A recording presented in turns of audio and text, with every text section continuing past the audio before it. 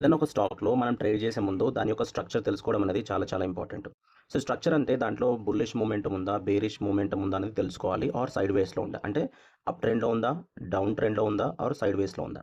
Bearish break of structure గురించి explain చేస్తాను. So, BOS అంటే break of structure. So, previous వీడియోలో మీకు నేను బుల్లిష్ బ్రేక్ ఆఫ్ స్ట్రక్చర్ గురించి ఎక్స్‌ప్లెయిన్ చేశాను.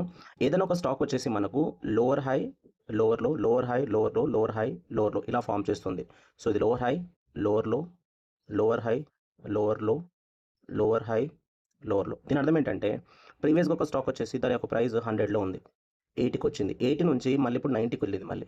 ఇక్కడ చూసుకున్నట్లయితే ఈ ప్రీవియస్ లోవర్ హై ఏదైతే ఉందో, ప్రీవియస్ హై ఏదైతే ఉందో అది బ్రేక్ చేయలేకపోయింది. దీని అర్థం ఏంటి? ఇక్కడ బయర్స్ ఇక్కడ నుంచి పైకి తీసుకెళ్లారు. బట్ సెల్లర్స్ అనే వాళ్ళు ఇక్కడ నుంచి దానికి డౌన్‌కి పుష్ చేశారు. ఎప్పుడైనా సరే ఈ లోవర్ లో ఏదైతే ఉందో ఇది బ్రేక్ అయిందనుకోండి. దాన్ని మనం బ్రేక్ ఆఫ్ స్ట్రక్చర్ అంటాం.